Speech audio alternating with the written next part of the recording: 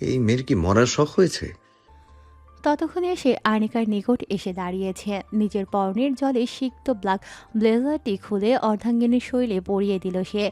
কারো স্পর্শ পেয়ে কেঁপে উঠে ফট করে আখিজোড়া খুলে তাকায় আর্নিকা। নিজের গায়ে শুভ্রের ব্লেজারটি দেখে আবারও তাকায় শুভ্রের পানে। তার পরনের সাদা শার্ট লেপটে আছে তার পেশিবহুল দেহে। ভেজা শার্টের মাঝে উকি দিচ্ছে পুরুষালী পক্ষদেশ। সর্বক্ষণ সেট করে রাখা চুলগুলো এলোমেলো। ছোট ছোট চুলগুলো দিয়ে টিপ টিপ করে জল গড়িয়ে পড়ছে কপাল বেয়ে। ফর্সা গালে খোঁচা খোঁচা দাড়ি গড়িয়ে মাঝে মাঝে বিন্দু বিন্দু জলরাশি। চোখে হাজারো অনুভূতির সমাহার নিয়ে তাকিয়ে আছে তার দিকে। সেই দৃষ্টির অন্তরালে লুকিয়ে থাকা অনুভূতি বুঝল না আর্নিকার মাতলামো মনোভাব। সে শুভ্রের থেকে দুপা পিছিয়ে গিয়ে জড়ানো এলোমেলো কণ্ঠে বলল। দূরে যান আমার থেকে। আর্নিকার কথায় শুভ্র ধ্যান ফেরার মতো খানিকটা চমকালো, তবে তা বুঝতে না দিয়ে গম্ভীর কণ্ঠে বলল। আমাকে না বলে গাড়ি থেকে বাইরে হয়ে এসেছো কেন? আর্নিকা উত্তর দিল না। স্থির দৃষ্টিতে তাকিয়ে থাকলো শুভ্রের পুরুষালী বক্ষ দেশে। শুভ্র আবার বিরক্ত হয়ে বলল। কি হলো, কথা বলো। কেন এসেছো তুমি আমাকে না জানিয়ে? আর্নিকা এবারও নিশ্চুপ। শুভ্রের বিরক্তির মাত্রা বাড়ল। আর কোনো প্রশ্ন না করে আর্নিকার হাত ধরতে চাই তাকে টেনে নিয়ে যাওয়ার উদ্দেশ্যে। তবে আর্নিকা ধরতে দেয় না। হাত সরিয়ে নিয়ে দুপা এগিয়ে শুভ্রের কাছাকাছি দাঁড়ায়। ঢুলে পড়ে যেতে নিলে শুভ্র কোমর জড়িয়ে ধরে দাঁড়াতে সাহায্য করে। আজ আর সেই স্পর্শে কেঁপে উঠল না আর্নিকার স্পন্দন, বেড়ে উঠল না। বরং সেদিকে তোয়াক্কা না করে শুভ্রের পুরুষালী বক্ষে দৃষ্টি স্থির রেখে বলল। এখানে শুধু আমার অধিকার, তাই না? শুভ্র আর্নিকার মুখবিবরের দিকে তাকিয়ে থেকে মৃদুস্বরে সম্মতি জানান দিয়ে বলল। হ্যাঁ। আর্নিকা এবার শুভ্রের মুখপানে তাকিয়ে রাগ মিশ্রিত কণ্ঠে বলল। তাহলে ওই শাকচুনি কেন মাথা রাখবে এখানে? শুভ্র হতাশার শ্বাস ফেলল। তার বউ এখনও এই ঘটনা নিয়ে পড়ে আছে, তাই তাকে বোঝানোর ভঙ্গিতে বলতে চাইল। দেখো রাইমা, তখন শুভ্রের কথা শেষ করতে না দিয়েই আর্নিকা এলোমেলো অথচ অভিমানী স্বরে বলল। আপনার উপর শুধু আমার অধিকার, তাই না? হ্যাঁ। শুভ্র কিছুটা থমকালো। আর্নিকার দিকে স্ত্রীর দৃষ্টিতে তাকিয়ে গম্ভীর কণ্ঠে আবারও বলল। তাহলে ওই শাকচুনি যদি বিনা অধিকারে আপনাকে জড়িয়ে ধরতে পারে, তাহলে আমার অধিকার থাকায় কি কি করা উচিত? আর্নিকা তার জবাবে খুশি হয়ে হেসে উঠল। তারপর বলল। কি করা উচিত? শুভ্র এবার আর্নিকার দিকে তাকিয়ে থেকে ধীর কণ্ঠে বলল। এখানে কিস করা উচিত। আর্নিকা হাসল। শুভ্রের ওষ্ঠ জোড়ার মাঝে এক দৃষ্টিতে তাকিয়ে থেকে অস্পষ্ট স্বরে বলল। শুভ্রর আখি জোড়ায় বিস্ময় ছেয়ে গেল। তুমি কি বলছো তুমি জানো? হ্যাঁ।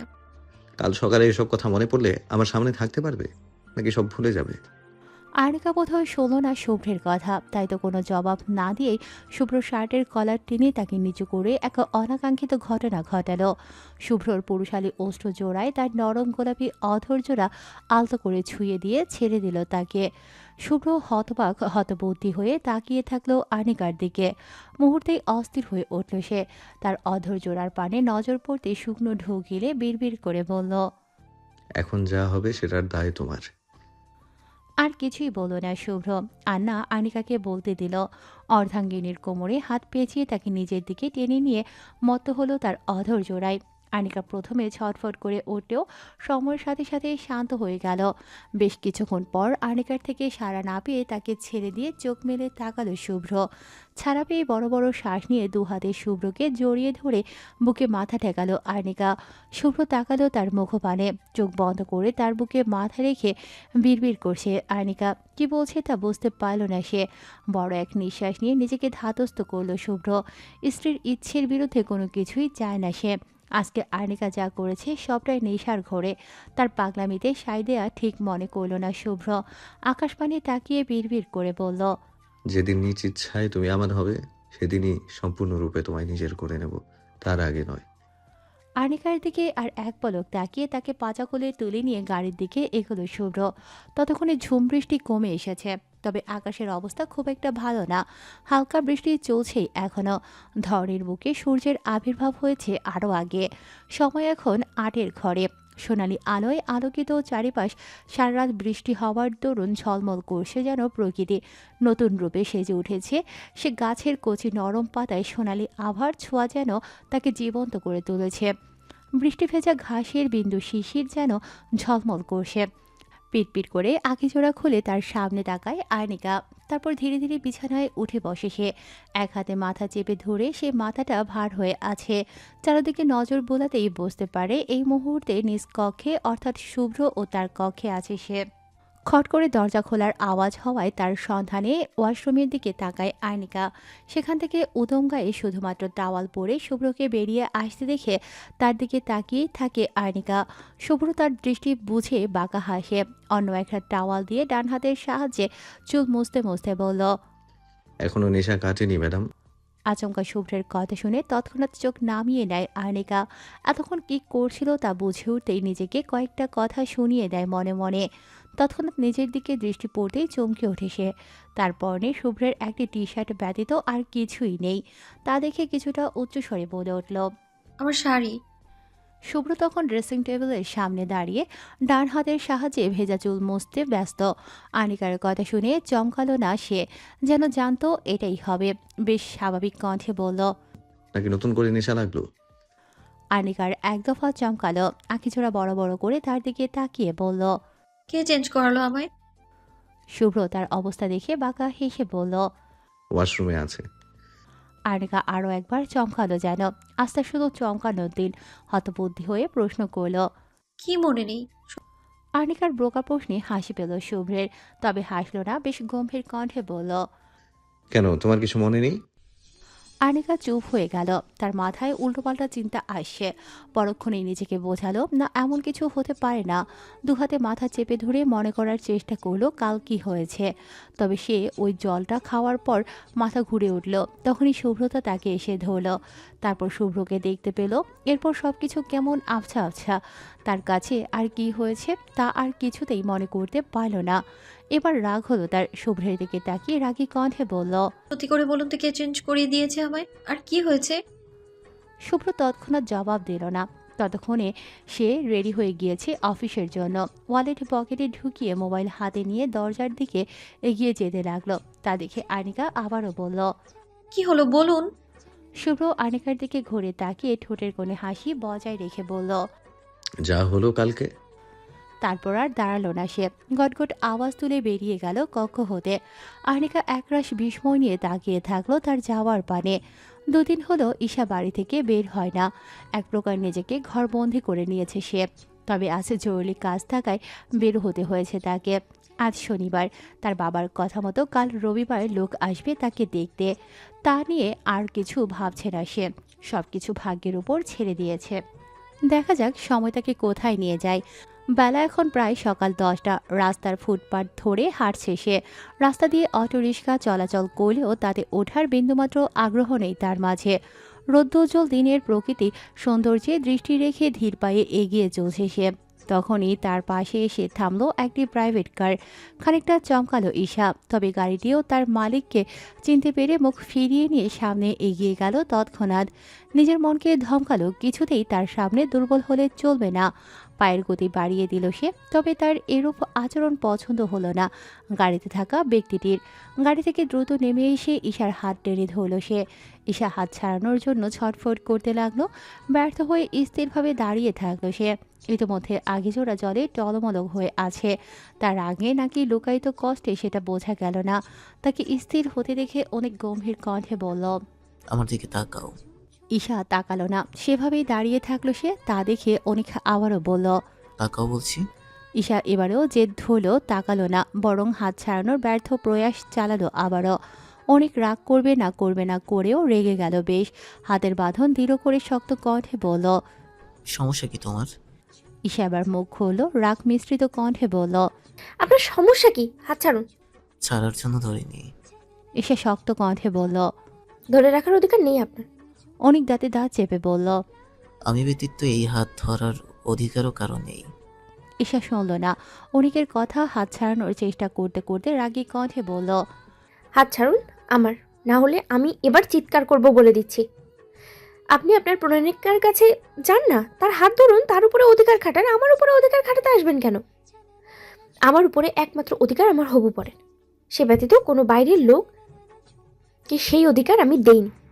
বাইরের লোক কথাটা বড্ড বাজে শোনালো অনিকের কাছে। ছেড়ে দিল ঈশার হাত, ছাড়া পেয়ে আর এক মুহূর্তও সেখানে দাঁড়ালো না ঈশা। উল্টো ঘুরে দ্রুত পায়ে স্থান ত্যাগ করল সে। গাল বেয়ে নোনা জল গড়িয়ে পড়ার আগেই হাতের উল্টো পিঠে মুছে নিল তা। ঘড়ির কাঁটায় জানা দিচ্ছে সময় এখন সন্ধ্যা 7টা। প্রকৃতির বুকে আধার রাতের সূচনা শুরু হয়ে গিয়েছে। সেই সময় বাড়িতে প্রবেশ করে অনিক। আজ কিছুটা তাড়াতাড়ি বাড়ি এসেছে সে। জরুরি কথা আছে বাবা মায়ের সাথে তার।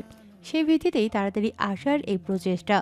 বাড়িতে প্রবেশ করতেই নজরে আসলো তার বাবা আজাদ চৌধুরী বসে আছেন ড্রয়িং রুমে, আর মা আমিনা চৌধুরী চা নিয়ে আসেন রান্নাঘর থেকে।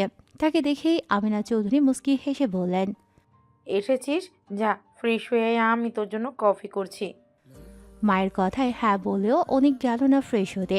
এগিয়ে আসলো বাবার দিকে। তা দেখে আজাদ চৌধুরী চায়ের কাপ হাতে নিতে নিতে ভ্রু কুচকে চাইল অনিকের দিকে। অনিক বাবার সামনে এসে দাঁড়িয়ে শান্ত কণ্ঠে বলল, আমার তোমার সাথে জরুরি কথা আছে বাবা। আজাদ চৌধুরী ছেলের দিকে তাকিয়ে বললেন, ফ্রেশ হয়ে এসো, তারপর শুনছি। বাবার কথায় কিছু বলতে গিয়ে থেমে গেল অনিক। কিছু বলল না, আর লম্বা লম্বা পা ফেলে এগিয়ে গেল নিজ কক্ষে। খুব বেশি সময় নেয়নি সে।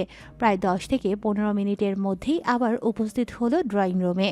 পরনে তার ব্ল্যাক ঢোলা ট্রাউজার ও হালকা আকাশি কালারের টি শার্ট। চুলগুলো ভেজা ও এলোমেলো শেভ করা। দাড়িগুলোতে অতি ক্ষুদ্র জলের ফোঁটা। দেখে বোঝা যাচ্ছে কোনো রকমে স্নান করে নিচে এসেছে সে। ঠিকভাবে চুল মোছার সময়টুকু নেয়নি। বাবার পাশে এসে সোফায় বসতেই আমিনা চৌধুরী তার হাতে কফি তুলে দিয়ে নিজেও বসলেন অপর পাশের সোফায়। অনেক কফি কাপ হাতে নিয়ে বসে থাকলেও তা পান করার কোনো আগ্রহ এই মুহূর্তে দেখালো না সে। আজাদ চৌধুরী ছেলের মতিগতি দেখে বেশ গম্ভীর কণ্ঠে বললেন, কি জরুরি কথা বলতে চাইছিলে তুমি, বলো। অনেক দীর্ঘ এক নিঃশ্বাস নিয়ে নিজেকে প্রস্তুত করে নিল। অনেক সাহস নিয়ে বাড়ি আসলেও এই মুহূর্তে কিছুটা নার্ভাস সে। তবুও সব ভাবনা চিন্তা দূরে ফেলে সে বেশ শান্ত কণ্ঠে বলল, আমি বিয়ে করতে চাই। ছেলের কথায় তবদা খেলেন আজাদ চৌধুরী। তার ছেলে এমন কথা বলছে তা তিনি বিশ্বাস করতে পারলেন না। তবু এটাই সত্যি, তার ছেলে নিজ মুখে এই কথা বলেছে।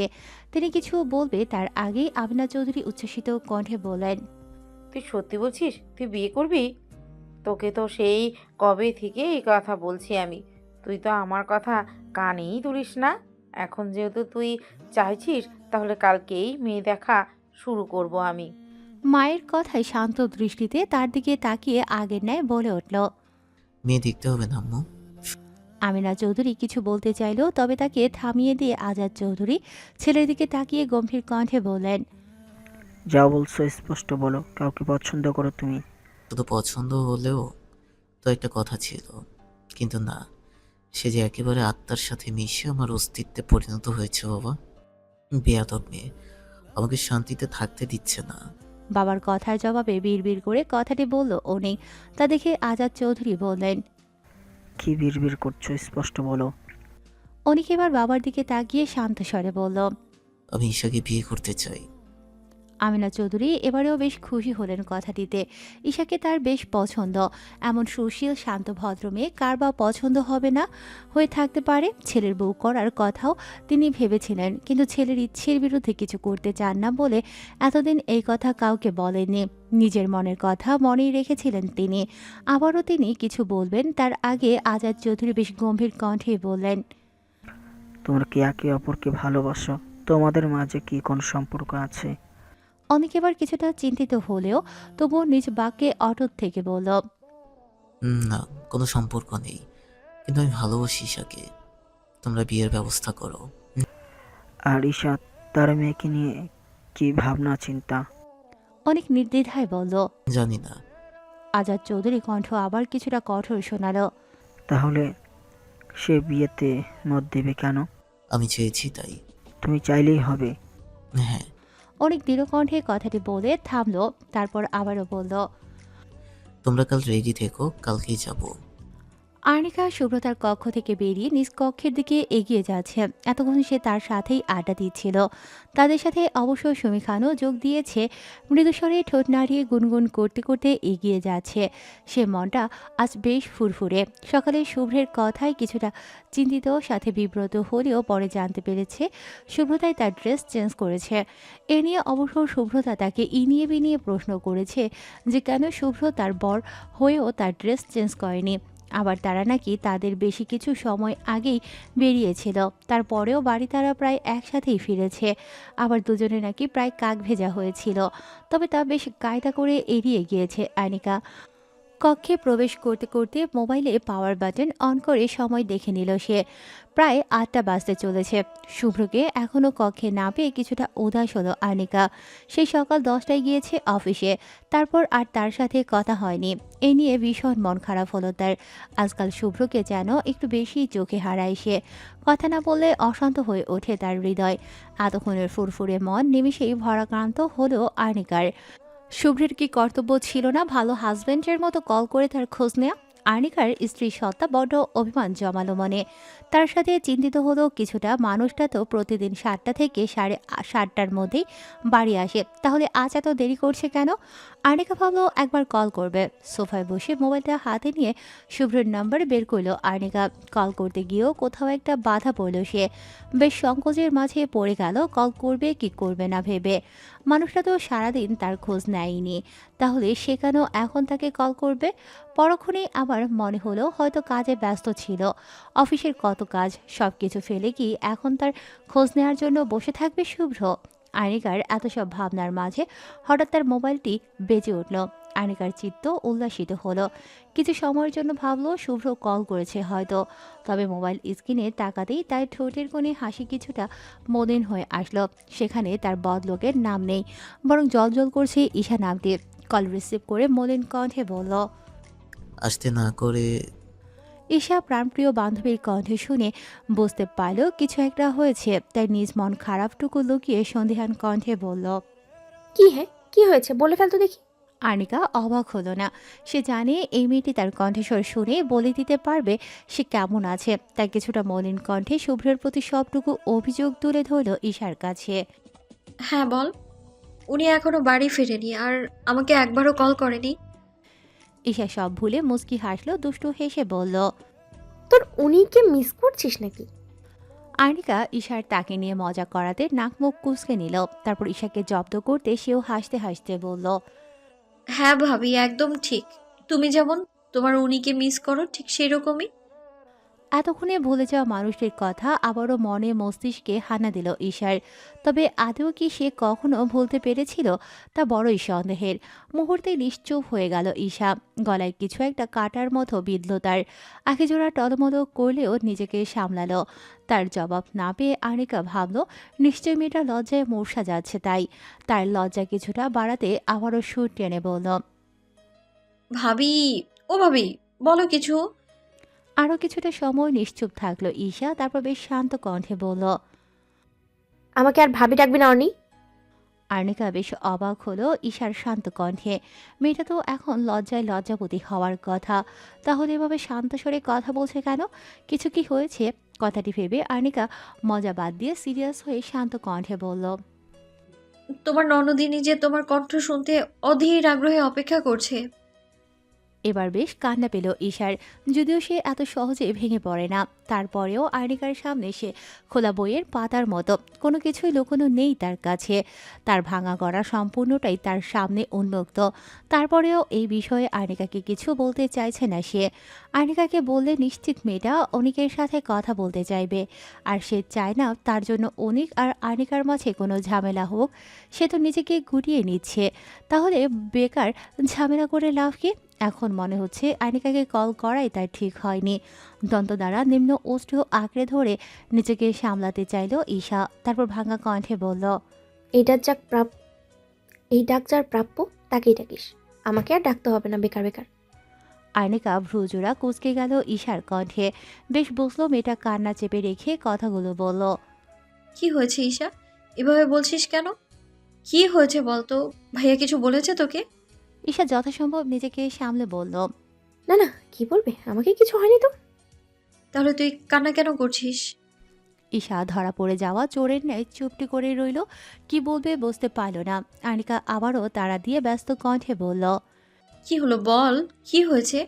ঈশা এবার নিজেকে সামলাতে পারল না। হেসকে তুলে কেঁদে দিল সে। কতক্ষণই বা নিজেকে আটকে রাখবে, তাও এমন একজনের সামনে যাকে ক্ষুদ্র থেকে ক্ষুদ্র বিষয় বলতে বলতে অভ্যস্ত সে। আর্নিকা এবার আরও বিচলিত হলো, ঈশাকে শান্ত করতে বলল, কাঁদছিস কেন? শান্ত হ প্লিজ। ঈশা কিছুই বলল না, কাঁদতেই থাকলো। আনিকা আবারও বলল, কি হয়েছে ঈশা? কাঁদছিস কেন বল আমাকে। ভাইয়া কিছু বলেছে তোকে? ঈশা এবার চোখের জল মুছে নিল, তবে আবারও গাল বেয়ে নোনা জল গড়িয়ে পড়ল তার। ভাঙা কণ্ঠে বলল, বাবা আমার বিয়ে ঠিক করেছে। কালকে হয়তো এসে পছন্দ হলে আংটি পরিয়ে বিয়ের তারিখ ঠিক করে যাবে। কথা দিতে যেন আনিকার মাথায় আকাশ ভেঙে পড়ল। বসা থেকে উঠে দাঁড়িয়ে পড়ল সে, অবাক কণ্ঠে বলল, কি বলছিস এসব হঠাৎ করে? কি? ঈশা আবারও হিসকি তুলে বলল। হঠাৎ না, আগে থেকেই। আনিকা তা শুনে কাটকাট স্বরে বলল। তুই তাও আমাকে বলিসনি? আমি কিছুদিন আগেই জানতে পেরেছি। আনিকা কয়টা কড়া কথা বলতে গিয়েও থেমে গেল। মেয়েটা এমনিই কাছে, তাই আর কিছু বলা ঠিক হবে না। তাই আনিকা বলল, ভাইয়াকে বলেছিস? কি বলবো? আনিকা চালাক চতুর ঈশার বোকা কথায় বিরক্ত হলো, দাঁতে দাঁত চেপে বলল, তুই যে তোর মন প্রাণ মস্তিষ্ক আমার ভাইয়ের নামে করেছিস সেটা, আর এখন তাকে ভালোবেসে চালাক চতুর থেকে অবলা হয়ে বসে আছিস সেই কথা। 1 মিনিট, এবার বলিস না যে তুই ভাইয়াকে এখনো বলিসনি, আর না বলি এভাবে মরা কান্না কাচ্ছিস। ঈশা ততক্ষণে কান্না থেমে গিয়েছে, তবে আর আনিকার কথায় কান্নাগুলো আবারও দলা পাকিয়ে আসতে চাইল, তবে তার দমন করে ঈশা বলল, তোর ভাই অন্য একজনকে ভালোবাসারনি। তার কাছে আমার কোনো মূল্য নেই। তার কাছে আমি শুধু তার বোনের ফ্রেন্ড, এর বাইরে আর কিছুই না। সিরিয়াস মুহূর্তে এমন কথায় বেশ বিরক্ত হলো আনিকা। তার মধ্যে তার ভাইয়ার মতো মানুষ করবে প্রেম, বিষয়টা হাস্যকর।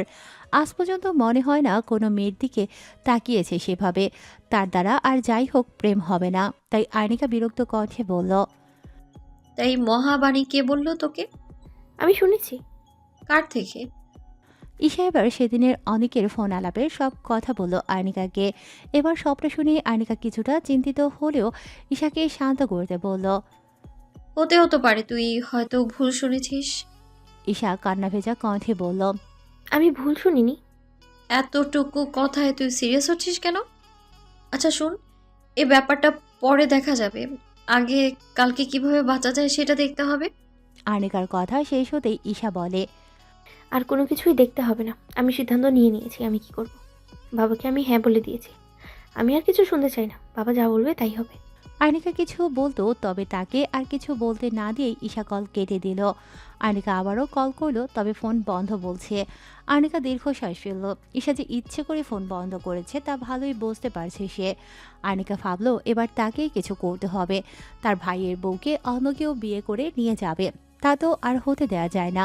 ঘরের চারদিকে হাঁটতে হাঁটতে কি করবে সেটাই ভাবতে থাকলো সে। যে এতদিন হয়নি। হঠাৎ পুরুষালী গম্ভীর কণ্ঠে কেঁপে উঠল আর্নিকা।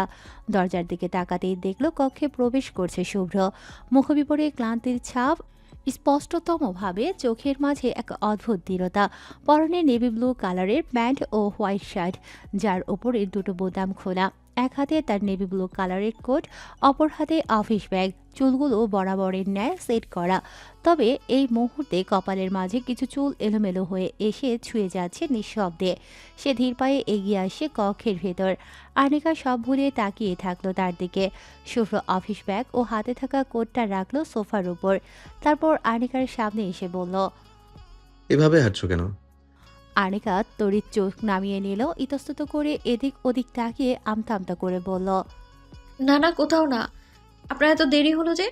শুভ্র আনিকার দিকে তাকিয়ে থেকে মুচকি হেসে বলল। কোথায় হারালেন ম্যাডাম? মিস করছিলে বুঝি? আনিকা কিছু বলতে পারল না। তার লজ্জা লাগছে, কেন লজ্জা লাগছে সে জানে না। তবে এই মুহূর্তে লজ্জার একটাই কারণ মাথায় আসলো, তার শুভ্রতা বলেছে সে নাকি ড্রিঙ্ক করে আবল তাবল বলছিল।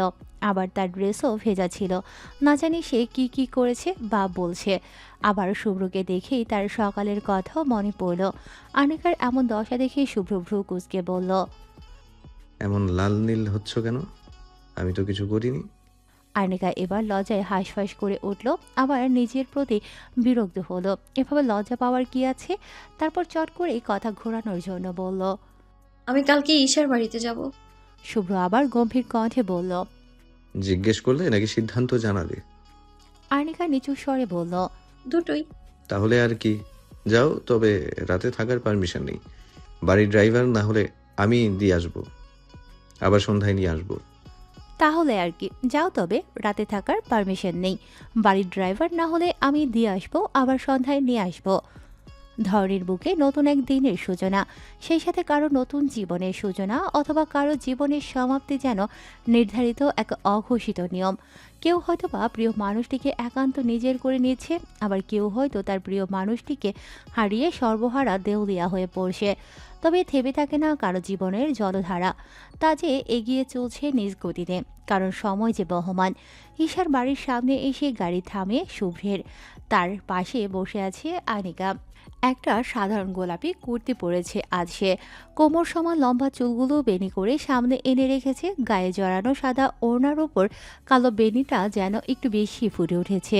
গাড়ি চালানোর মাঝেও বেশ কয়েকবার আর চোখে তাকে দেখে নিয়েছে শুভ্র, তবুও মন যেন ভরে না। গাড়ি থামতেই বাড়ির গেটে একবার নজর বুলিয়ে শুভ্রের দিকে তাকায় আনিকা।